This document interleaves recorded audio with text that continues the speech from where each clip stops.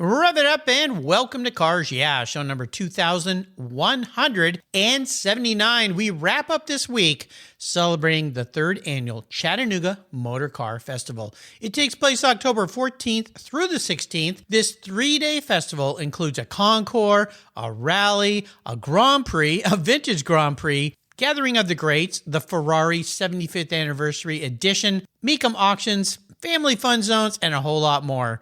To learn more and get your tickets, go to ChattanoogaMotorcar.com. Today, we've got JB in the house and TK. If you don't know who these two guys are, you will in a minute. Be prepared to be inspired. This is Cars Yeah, where you'll enjoy interviews with inspiring automotive enthusiasts. Mark Green is here to provide you with a fuel injection of automotive inspiration. So get in, sit down, buckle up, and get ready for a wild ride here on Cars Yeah.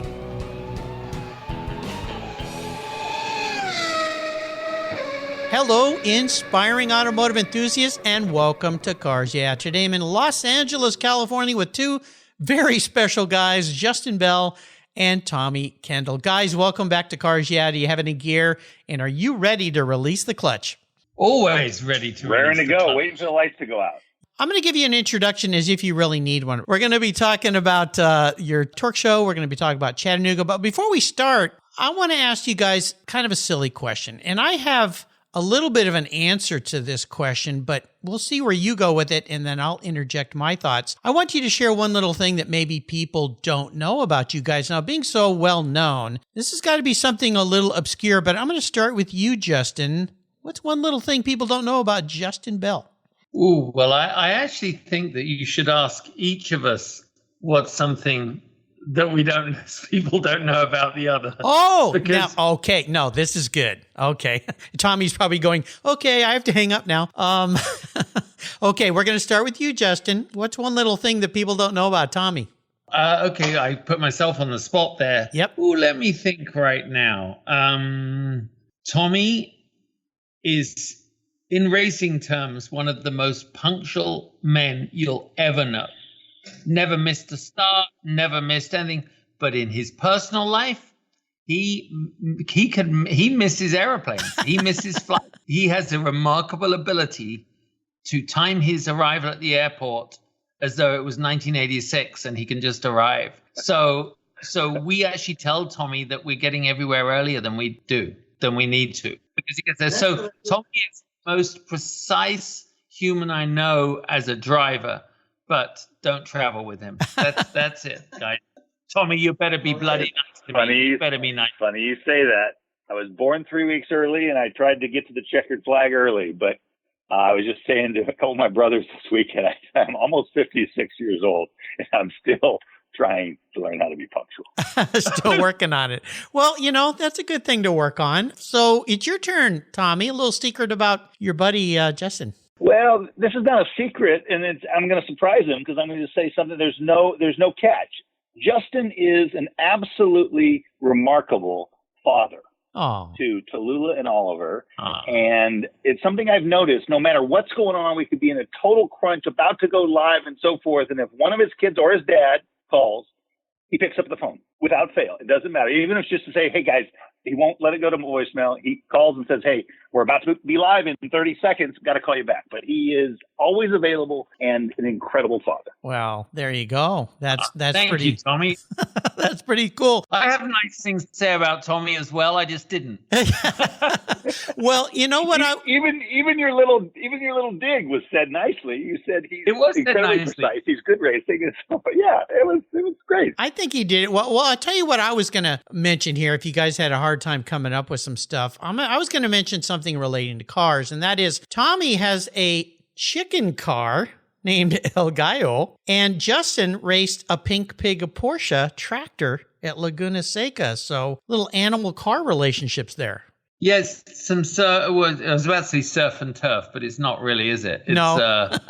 It's porcine and pork and pigs, or yeah, and pollo. Pork and pig or and chicken. Pollo. Hey, we're not very good at this. No, whatever it is, I was talking about that tractor race because I think they're going to do it again at Rennsport. Yeah, Tommy. So the chicken car The chicken car is about 20 feet from me right now. I can see its front bumper through my office door, but within arm's reach, I have two cats, my shop cats, BB and Domino. So people that follow me on Instagram know all about BB and Domino. Oh, yeah. The wider public might not know that I'm a big-time cat lover. Yep. When I got these two cats and found out my wife was allergic, she says, we have to get rid of them while they're still cute. And I said, nope, I'm already in love with them. So they are going to live at the shop. So they are shop cats. There are no mice. There are no mice here. I found a few dead ones. Tommy lives at the shop and his wife lives happily alone. Yeah, without the cats.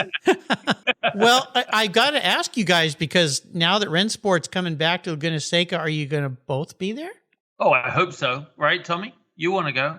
Yeah, I mean, unless there's some big gig elsewhere, we'll be there. Well, good. I'm looking forward to that. That was amazing last time and can't wait to do it again. So let me give you guys an introduction as if you really need one, but I'm going to do it anyway, and we're going to dive into your world. Justin Bell and Tommy Kendall are co-founders of Turk Media Group and hosts of The Turk Show. Before there were lifestyle bloggers, there were real lifestyles lived by real people, and that would be these two guys. These two have lived the pinnacle of professional sports car racing and today carry their automotive passions forward through their attendance at events across the country and around the world. Justin Bell had a roller coaster racing career that saw him win the GT2 class at Le Mans in 1998 and the GT2 World Championship in 97. Talking faster than he drove, he has forged a career in TV and web hosting. Tommy Kendall became the youngest IMSA champion, the only double champion. He earned 4 more IMSA titles and 4 Trans Am titles. Both have appeared multiple times here on Cars Yeah, so they're both three-peaters here, which is pretty proud of me to say.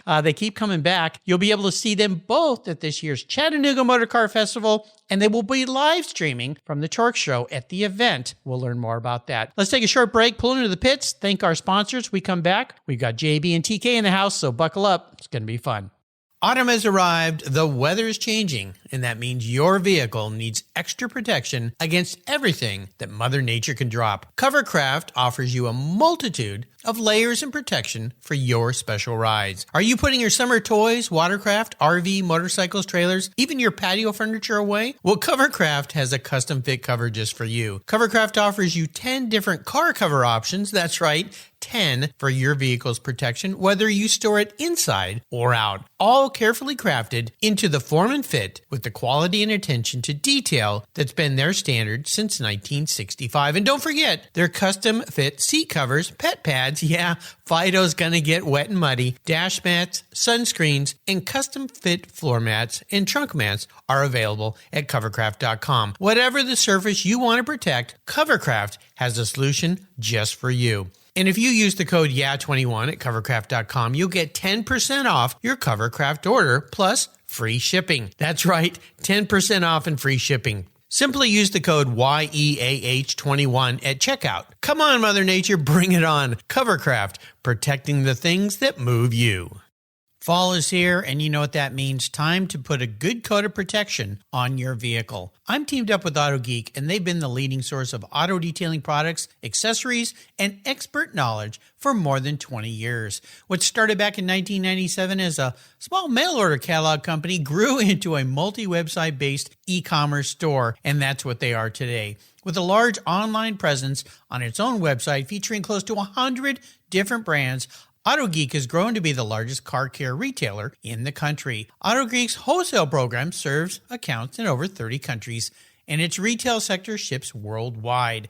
If you want to protect your vehicle this fall, and you should, go to autogeek.net for the best product selection on the internet today and technical support. Autogeek.net is where I go for my detailing needs. That's autogeek.net. When it was time to renew my collector car policy, my carrier raised my rates by a lot. But why? My usage was the same, my car's value was the same, and I had never made a claim. I didn't even have a ticket. The only change was their rate, and they had no reason why. What's with that? I researched my options, I spoke to others, and with American Collectors Insurance, what a difference. A live person actually answers the phone. She spent time learning about me and provided a reasonable quote. Why wait until your next premium is due? Give them a call today for your personal agreed value quote. Call 866-AC1-YEAH. That's 866-224 9324. Tell him you're a friend of mine, Mark Green at Cars Yeah. American Collectors Insurance, classic car insurance designed by collectors for collectors, automotive enthusiasts just like you and me. That's American Collectors Insurance. So guys, let's talk a bit about Turk Media Group and the Turk Show before we get into Chattanooga Motorcar Festival. Now, we all went through a little bit of a crummy hiatus here with this pandemic that we had in COVID, but now things are ramping back up. So this year, what's been going on with the Turk Show? Well, I mean, I'll answer first, I guess, is the pandemic. I mean, it was awful for everyone, the lockdown, but for us, it was particularly bad timing. You know, we launched the Turk Show with IMSA the year before it happened, 2019, and it just went from strength to strength. And we did this incredible event in Newport called the Audrain Motor Week and Car Festival. And we just thought in the future couldn't be brighter. And Tommy, we've got to say that our partner in this is Jason Jacobson, who came from IMSA and NASCAR Productions. And basically well, Tommy and I, you've seen our technical prowess. He's the guy that really makes it happen. But we did so well, and it was really something unique in motorsports. And I think the fans would agree that Tommy and my sense of humor, we were pretty, Tommy can talk about it, but we were pretty, we'd come to the end of our TV road, and we had so much more to say. And so when they went to NBC, we just started our own show. But the way to look at that every year, of course, Michelin were our primary sponsor. We had great support from Motul, and we also had VP Racing. I mean, we had amazing support from people, but the lockdown went on, and every year, big companies like Michelin were able to sort of re-strategize their marketing spend for the next year. And unfortunately, going into this year, there was no money on the table for us. So we've had a very busy, but not as very productive, but not as busy year. We were at Pebble Beach, Tommy and I mean, hosting the Pebble Beach Concours d'Elegance, the biggest, most prestigious car event in the world, produced by Jason. We couldn't be prouder. And, that's really the main thing we've done. While we've done some branded content, we've done all sorts of bits and pieces, but we are, 100% focused on Chattanooga now. But Tommy, it was bad timing, right? It sounded a little bit like a VH1 behind the music.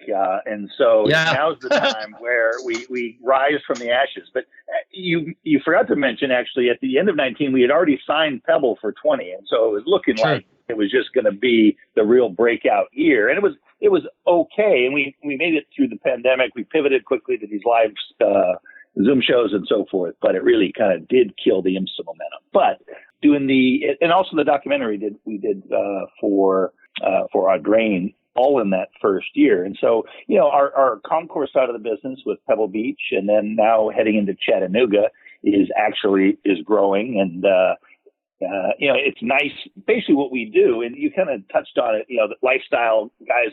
We were texting earlier with Lee Diffie, and we were just reminiscing, and just even these text change, we just have sort of a nose for ending up in these fun situations. And some of it isn't fit for reposting. But we just had these both had unbelievable lives. And part of what the Turk Show is telling those stories that people love to hear, whether we're at a small, intimate dinner. And we said, if everyone can't get enough of them at a dinner, why not broadcast it to the broader public? And so that's what we're doing. And we're just figuring out where exactly that fits best. I think it's safe to say there is a huge demand for the personality of this great sport. There's so many characters. There's so many, whether it's the drivers, of course, that get the most attention, but you get these crusty old crew chiefs or restorers or what have you, whether it's on the race side or the concourse side. And it's endless great material. And so we just have to kind of stick with it, and we'll keep bringing it. Well, this is not unlike, you guys, when you think back of racing, the challenges with racing, finding sponsors, paying for it, making it happen. You're just kind of reliving it in a different way, both you guys. And I'll tell you, I love the job you did with Audrain. I love the job you did this year with Pebble. That's why I'm so excited to see you back, because I've stopped watching a lot of TV. I just watch YouTube and go to sites like yours to watch shows you guys produce, because that's the content that I want to see. So more power to you. No doubt all the success is coming back and more. And what's coming up here, of course, and the reason we're talking today is Chattanooga Motorcar Festival. So I'm going to kind of go through a couple elements here with each of you, because there's so many pieces to this show which make it so cool. And you're going to be doing a live stream from the show. So those of us who maybe can't attend can kind of be there through you. So Justin, start with the live stream. What's it going to be all about? Have you worked through what it's going to be about? When is it going to be? And what can people expect to see? Yeah, I mean, that's really the spirit, the essence of this event is it's got variety, it's got excitement, it's got culture, it's very family friendly, and really the closest event, and in no way should you ever put any event in the same category as the Goodwood Festival of Speed, because it is unique and it's Goodwood. But when it comes to American events, this is going to be a little like it, and there's so many activities going on all around Chattanooga, and we are capturing them. I guess you could say there's two bases of entertainment there. We have downtown in the West Village, we're calling it, right outside the Western Hotel. That's where they have car clubs and the Concours on the Sunday, and for a beautiful Ferrari collection on display. But what makes this event really even more unique is they've built a racetrack. Yeah, I mean, a real racetrack, a street course around this incredible industrial area right by the newly restored Riverwalk area. And I mean, the track's 2.7 miles. It's unbelievable. Can't wait to show Tommy it and drive him around, because I mean, they've done something really special there. So what we're doing, we actually have two types of show coming out of there. If you are on site, you'll see our production going all day up on the jumbo screens, which are, you know, all around the complex and the racetrack. And then at the same time, we're very excited to say we have a 1 hour. And by the way, all that show will also be on the Talk Show Facebook, Talk Show YouTube, the Chattanooga Motorcar Festival YouTube, and Facebook. So a lot of areas, touch points to watch it. But then at lunchtime, for 8 hours a day. Sorry to interrupt. That stuff's for 8 hours a day. Yeah. Holy cow. All the stuff that's on the big screen. Wow. So it's like Goodwood, where it just goes all day long. So all the stuff that's feeding the big screens at the site will also be accessible to everybody who is not there. Wow. It's going to be really, really great. And then, I mean, that's the thing, Tommy, isn't it? It's bringing an event like this to people that aren't there. And there's the racetrack is going to be, Brian Till is hosting that for us, and we'll obviously be working with him on that. You know, everyone knows Brian from IMSA, one of the best guys in the business, doing both play-by-play as well as being the main host. And it's great having him there, because, you know, there's a lot of great cars, but some of the drivers will know, most of them we won't. So bringing their stories alive, giving everyone a spotlight.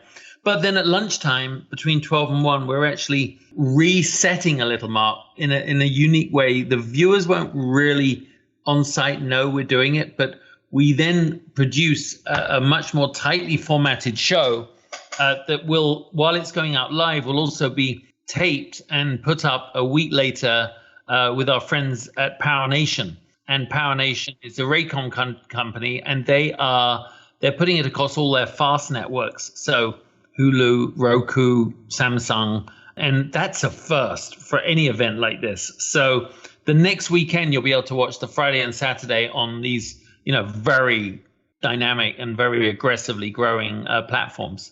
So we got a bunch going on. Yeah, you do. And how can people, or where can people go to learn how to watch all this? Should they go to the Chattanooga site, or they should go to the Turk Show site? Oh, they should definitely go to Chattanooga.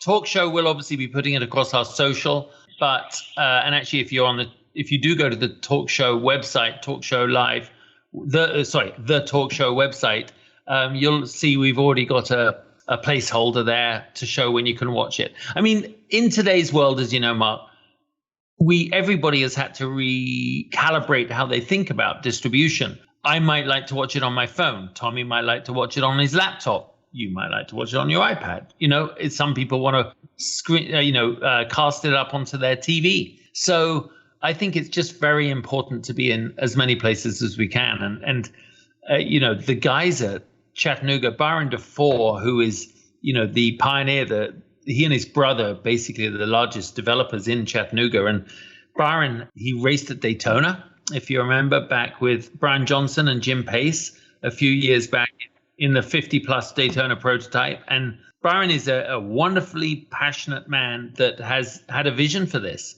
And he has put together a team with Ember and Sarah and everybody. I'm forgetting people, and Jenny and Susan. She'll kill me, and Tom if I don't say him. An amazing list of people that have put this together, a group of people. But it's really driven by something. I can't wait for Tommy to feel it when we get there, because I went to the event last year as a VIP. They are passionate about their town.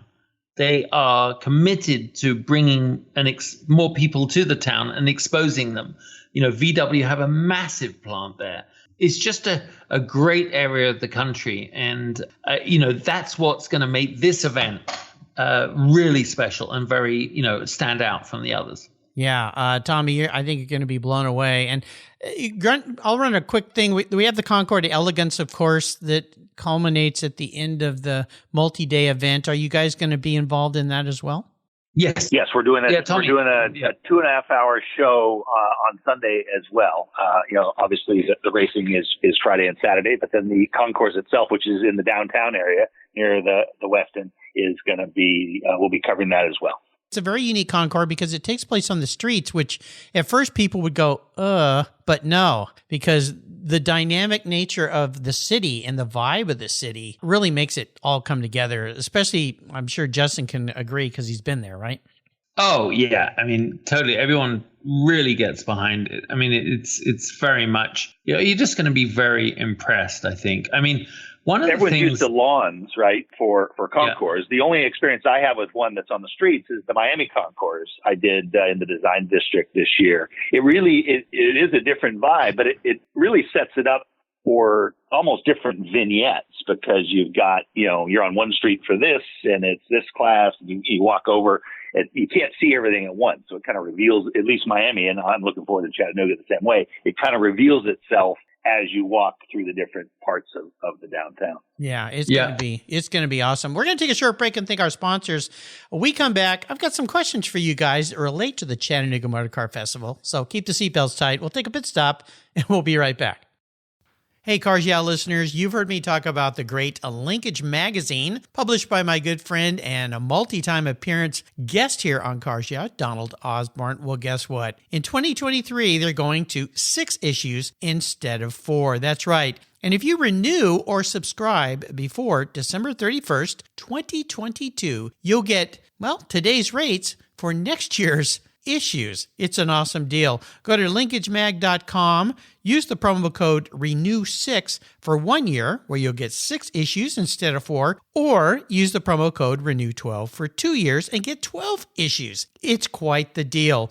Linkage Mag is an amazing publication. I've been a subscriber since they launched. It's geared toward the automotive life, includes experiences, opinions, and values. You're going to want to get this. And guess what? It makes a great gift too. So when you're renewing or subscribing, think of your car buddies and get them a 1-year subscription as well. And they'll get the 6 issues too. Go to linkagemag.com today.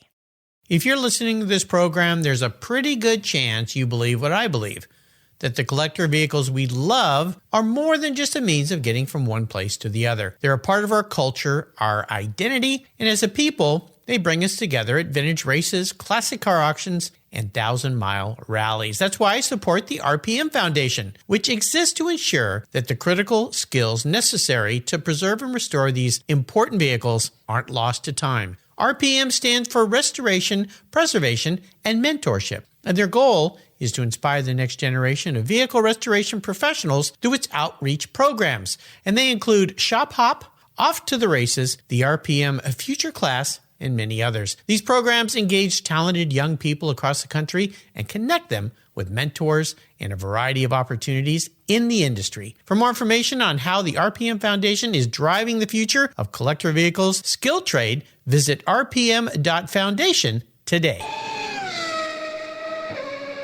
So we're back. A couple of things I also want to mention before I ask you some specific questions here. You are going to be surrounded by some other wonderful celebrities, and I want to run through these guys real quick, get kind of your thoughts on this. I've been interviewing several of them this week. You guys, of course, are rounding up the week. Wayne Carini was on Monday. Lynn St. James was Tuesday. Ray Evernham was Wednesday. Yesterday was Mike Tilson. I mean, what a nice lineup just to start, right? Just to start. I mean, Brian Redmond, Ken Gross, Keith Martin, Tom Cotter. Tommy Kendall's even on this list.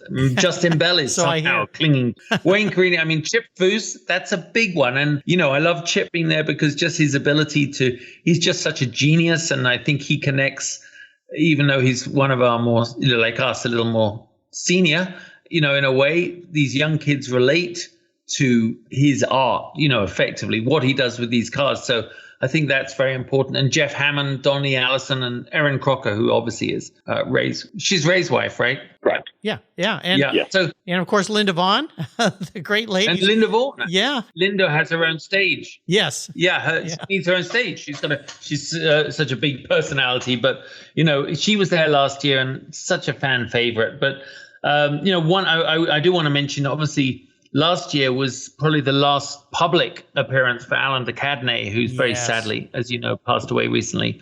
So, we'll do a nice little tribute to him there. But he came over from England this time last year, just, on his way back to LA, and he'd been sick all summer and he loved it. And everybody loves seeing him. You did, Justin. You did a great interview with him on your interview show, right? Thank you. Yeah, with Life with Legends. Shameless plug. Yes. Go and check it out at lifewithlegends.com. But he was, he's such a dear friend, and there's a big hole in our lives from him not being around. It is a tragedy, but I want to make sure I mention that because the great thing about what I do in podcasting and what you guys do with the visual and video piece of this is to record history with people and to be able to see and listen to people in a very different format than perhaps we are in others. But of course, Alan de Cadenet had been on television. His design series, everything he did was so much fun. So what a guy. So I'm going to switch up what I typically call my challenge question for you guys. And I'm going to start with Tommy. Here it is, Tommy. Now, we're going to be celebrating Ferrari's 75th anniversary at the Chattanooga Motorcar Festival with a very special Ferrari display that the folks there have put together. And here's the question for you, Tommy. You get to pick one of these cars I'm going to list, and you get to drive it in the Grand Prix they're having there. The race, I guess we'll call it Grand Prix, but the pace Grand Prix. So here we go. This is some unique cars. There's a lot more Ferraris than just these. Kevin Cogan's 59 Ferrari 410 Super America. Kevin Cogan's 2003 Enzo. That kind of moves things into the forward. Jeff Bowden's 1960 250 GT short wheelbase. And my friend John Dayton's 1960 250 short wheelbase Berlinetta competition. And I'm going to round it out with a 66 275 GTB. So if I could put your seat in any of these cars to take it around some laps at that raceway, which one would you pick?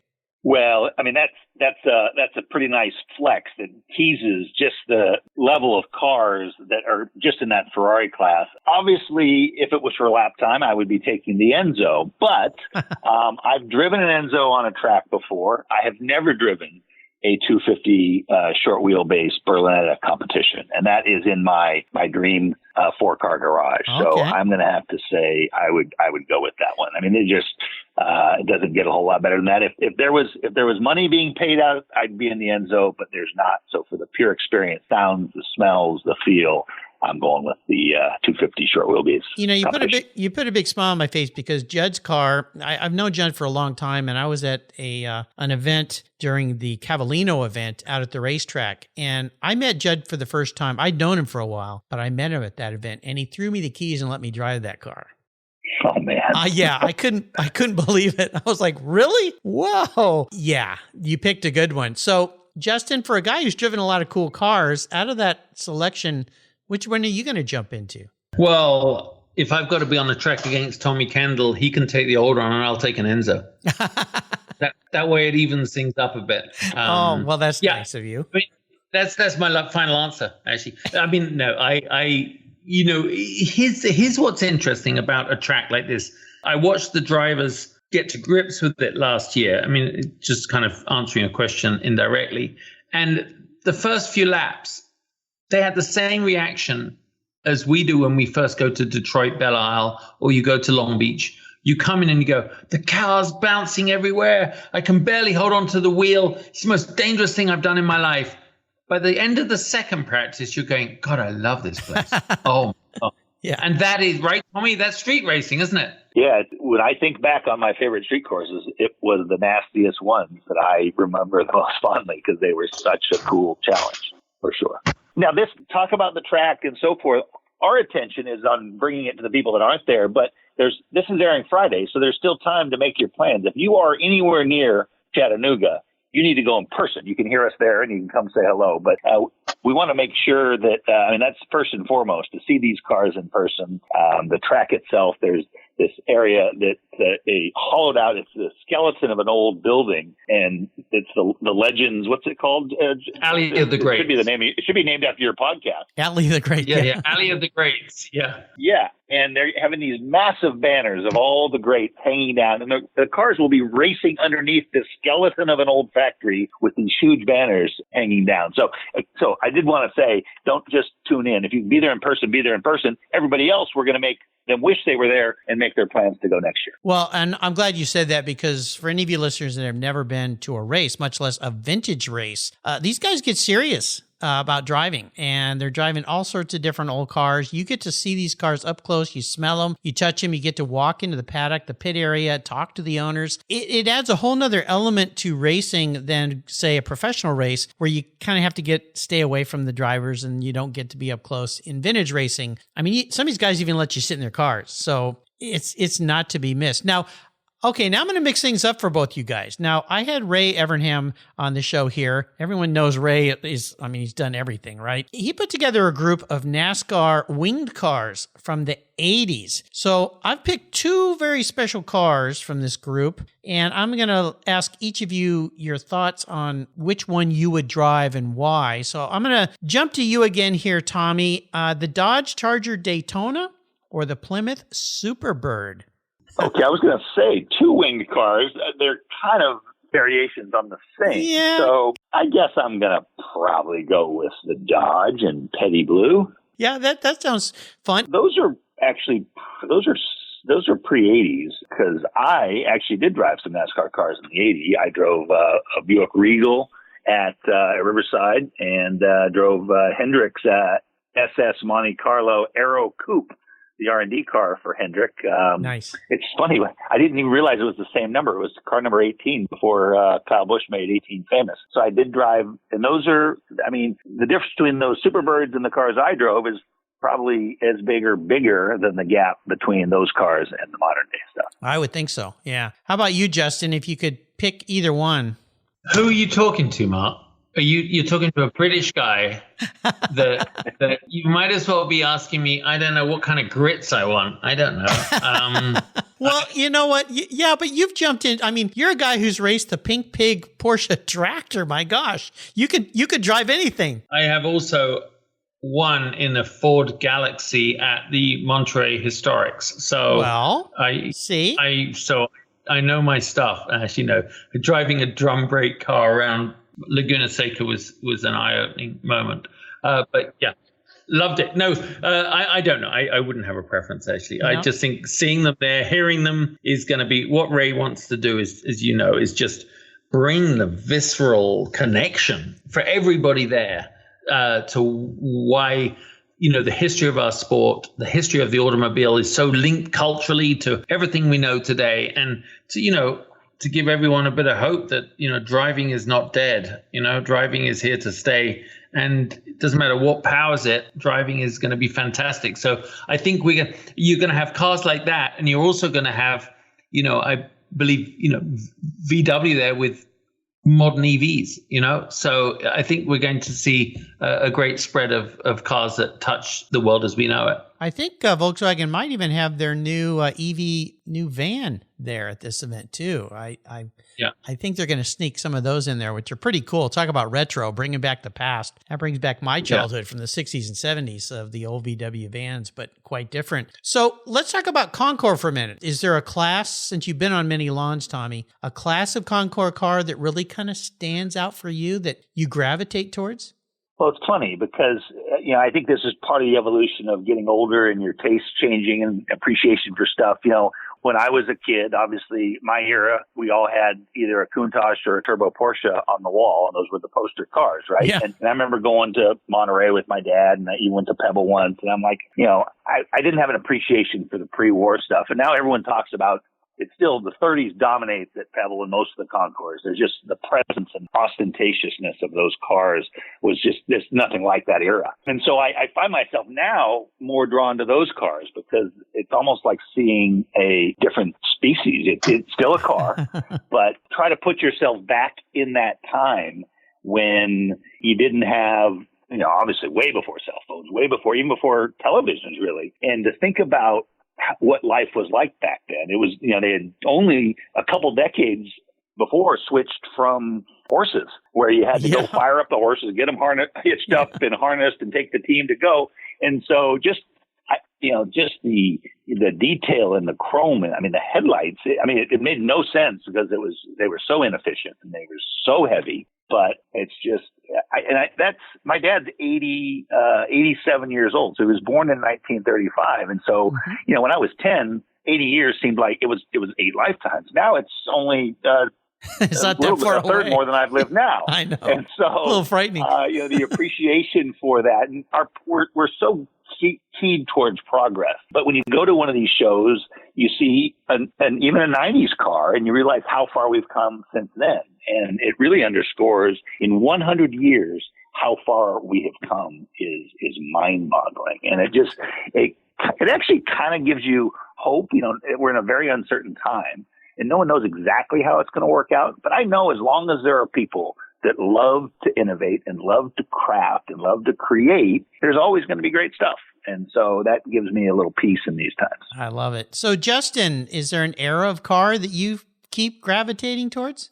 Yeah, I'm a little like Tommy. It depends on where you are on the Concours lawn. And, let's just say at this event, I'm sure the 60s and 70s are going to be well represented. I have an admiration for pre-war cars. I just don't have a passion for them. I think when I see 60s European sports cars, I'm pretty connected to that. I love it. I just think they're just so, the power, the performance levels, it was a very, he's himself Sean Connery. Yeah, exactly. Yeah. I just feel myself, I'm getting my DB5 and I'm off, I do love those very much. But, sometimes you have to take a step back when you're at a car Concours because it's easy to walk past, let's just say you're one with Porsches everywhere. You can just brush off a car that normally you'd stop and stare at on the street because there's 50 of them. So it can be a case of, too much of a good thing, which is why variety is so good, seeing what people have brought to the table and hearing the stories. And, Tommy said at the beginning, our whole thing is storytelling. So, a car without its story has to rely on its looks. And I'm not even saying provenance, it's just what it is. If you start to understand the car's provenance and who owned it and the journey it took, then any car can become of great interest to me. And I think that's what I love. And I think it's very important that the owners are right there, listening in and, sharing with you. But I have to say, it's funny when I used to do Barrett Jackson auction, you'd have the opposite there. Sometimes you'd have guys that own cars for decades. And other times, I'd be in the staging lanes and people would come up and say, God, and they'd be with the car and they know what I was there. I was live TV. And they'd be like, God, I love this car. It's meant so much to us. And I'd be really, I'm going to interview you. How long have you had it? 3 weeks. And I'd be like, that doesn't count. No, next. I'm glad you mentioned that, Justin, because it's one of the things I've suggested to people. And like you guys have attended so many Concours events, is to go up to the owners and speak with them, because you will. I found myself starting to like different eras of cars that I never really thought much about before, because I learned about the owners and the stories, and that brings them to life in a very different way. So nicely said. So now, before I let you guys go here. Before you do that, Mark, I'm going to jump in. Before you do that, I do want to say, because people listening at home must often go, so what are all these guys? They're all wealthy people. There's all these, the guys that own these cars are all rich and this. No, I want to sort of reset people's mindset on that. Obviously, there's, by its nature, car concours do attract a lot of wealthy people that have done very well for themselves and have invested and curated these cars. But I think Tommy and I can both say, as much one of the joys of these things is you could see quite literally Rob Walton, who owns, Walmart. Just a few nice cars. There's a few nice cars. And you just see this old man standing next to a dad with his kid, and they might be an electrician, and they're just all looking at the same car. In a way, if you don't know who owns them, it's a classless environment, because yes, you're right. Go and talk to the owners. No one will turn you away. And I think that's the beauty of it. But I do want to say that these things really do a lot of good for other people. And because there's so many wealthy people involved, and, the events have the ability to raise a lot of money, there's always a good cause, or a good event should have a good cause. And this is all about the Neuroscience Innovation Foundation, which is headed up by Dr. Thomas Devlin. And it's connected to the Chattanooga Memorial Stroke and Neuroscience Center. And they are pioneering research into finding a cure for not just Alzheimer's, but other neurological disease. And, for me, I know Tommy's been touched by it in his family. My dad's dad died of Alzheimer's. My dad's sister died of Alzheimer's. My dad is clear, he's 80 and rocking. Mm-hmm. But, anyone that knows me is that I'm not always the sharpest tool in the shed. So I'm nervous about my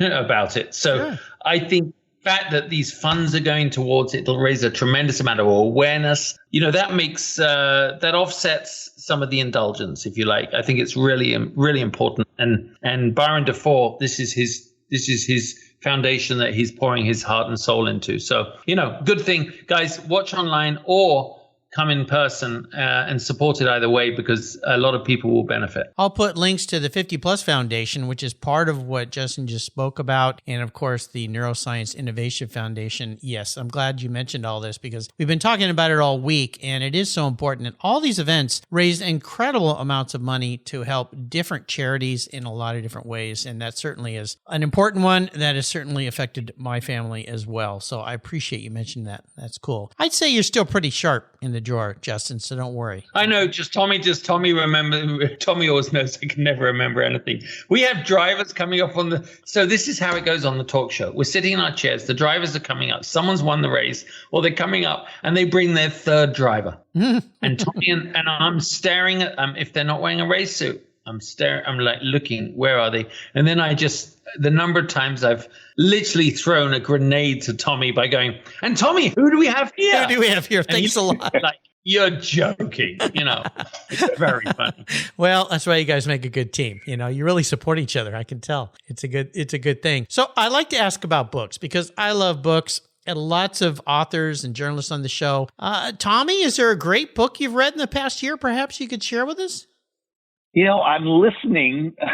It's not a super cheery book, but I'm listening to Ray Dalio's book right now about sort of how civilizations fail relative to debt crises. Oh, so wonderful. Yeah. It's funny because my degree is in economics, and there's a guy named Mohammed El-Arian who used to be with PIMCO, and he's now a Bloomberg consultant. And Ray Dalio, it's funny, I love to listen to them. And no matter what they're talking about, they sound so, it doesn't make you feel bad. But if you actually digest what they're saying, you're like, that doesn't sound real good, but he seemed okay about it. So they do both paint. They both do paint. If you zoom out, again, talking about being optimistic about where we're heading. If you zoom out, like Ray Dalio says, he talks about crashes and revolutions and depressions, and he says those actually are short compared to the long times, the boom times.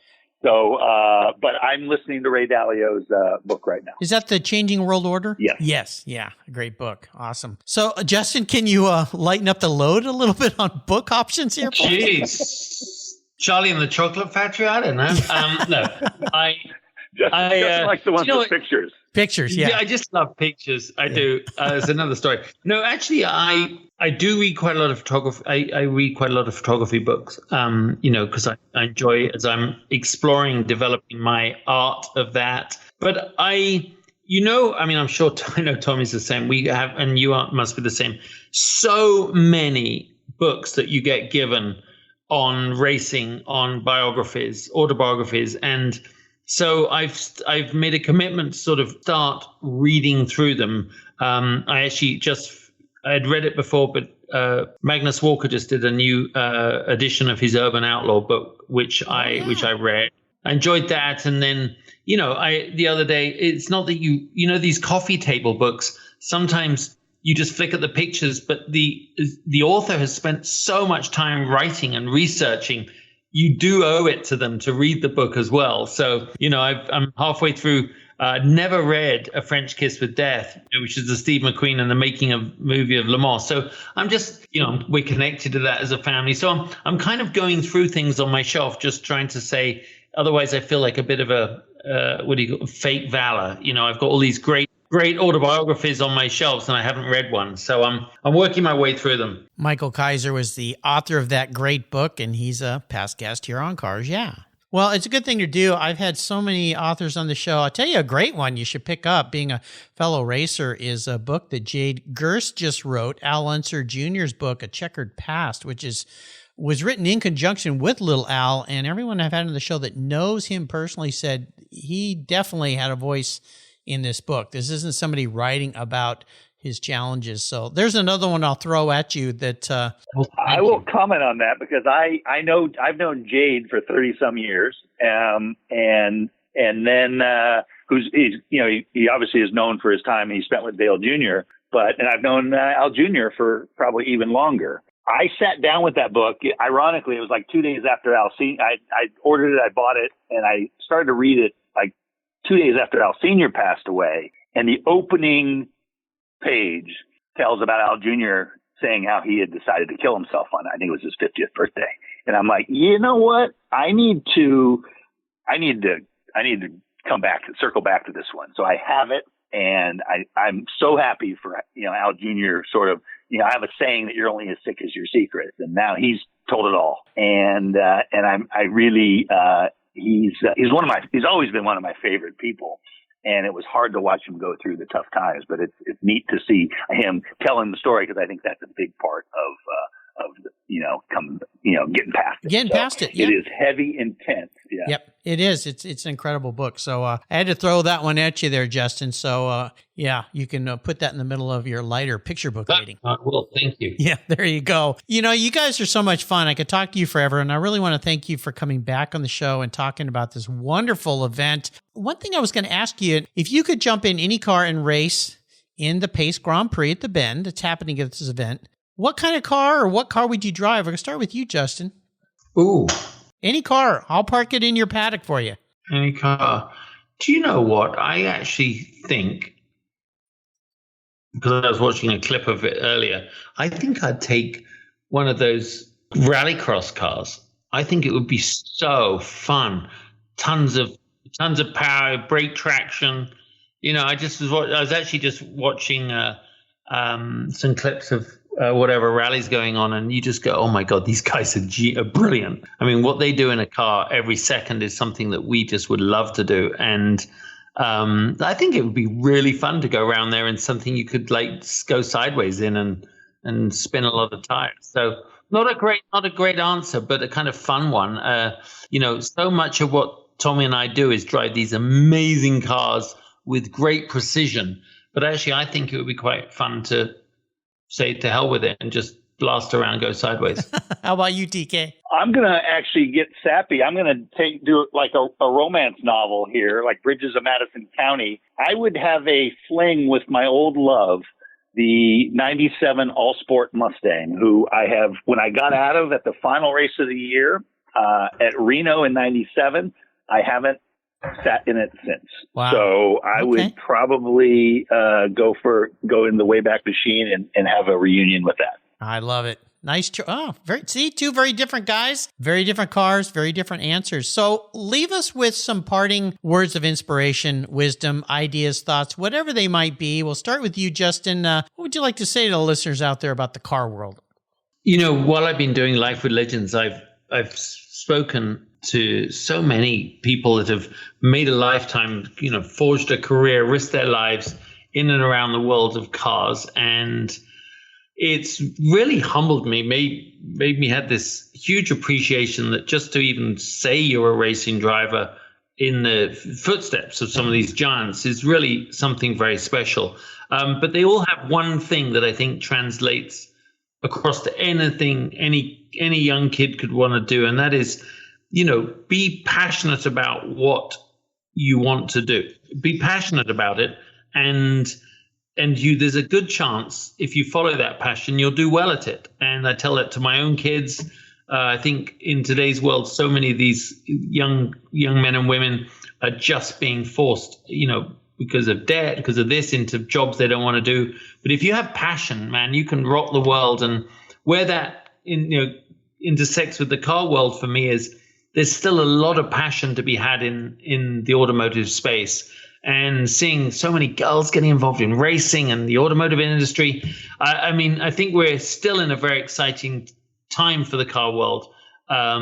So just follow your passion, and with any luck, you'll win whatever race you're in. There you go. TK, the romance man, what would you like to share? I'll tag off of what JB said because it was great advice. But I remember when I was racing, sometimes your passion can get commingled with aspirations and goals too much, and it wrings the fun out of what you love. And so I remember hearing the saying back in the day, it's about the journey, not the destination. And I remember thinking to myself, gosh, that's not right.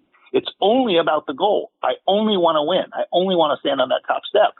And looking back, I realized how much fun even the races that weren't perfect were. And so, the whole, the cliche of enjoy the ride, I didn't fully appreciate it while it was happening. And so if you can blend JB's, find your passion and mine, don't let it turn into too much aspiration, and enjoy the ride, I think you're in for a magical life. Oh, so important. How can people learn more about the Turk Show, guys? Follow us on Instagram at Talk Show Live. Go to The Talk Show. Tommy and I are pretty active on social at Tommy Kendall 11 right, Tommy? Or at Justin Bell TV. And just reach out. We're very approachable, and we just love what we do. And we will be back in IMSA next year, I reckon, one way or another. So for race fans out there, you're going to have us back if we can pull everything off. So it's pretty exciting. I can't wait. Again, listeners, the third annual Chattanooga Motorcar Festival takes place October 14th to the 16th. You can go to their website. You can find out when to watch JB and TK. These guys, as you can tell, are great fun. So they're going to bring it to you in case you cannot be there. But if you're anywhere in the area of Chattanooga, you got to get over there and enjoy this show. Go to ChattanoogaMotorcars.com to get your tickets today. I want to do a shout out to our mutual friend, Judy Stropas. She helps get so many great people on the show. She helped align Justin and Tommy to get back on the show today. So Judy, you're the best. Really appreciate it. You guys, hey, thanks for coming back, being 3-timers. I can't wait to talk to you again until you and I do talk. Thank you. Well, you're welcome. I'll see you guys at the Chattanooga Motorcar Festival. See you later, guys. Bye. Thank you so much for joining us on today's ride here at Cars Yeah. Drive on over to carsyeah.com to find show notes and inspiring automotive fun. Download your free copy of Filler Up, a fun book filled with gorgeous photographs of fuel filler fun, including quotes from more inspiring automotive enthusiasts. Download your copy today, and we'll see you next time on Cars Yeah.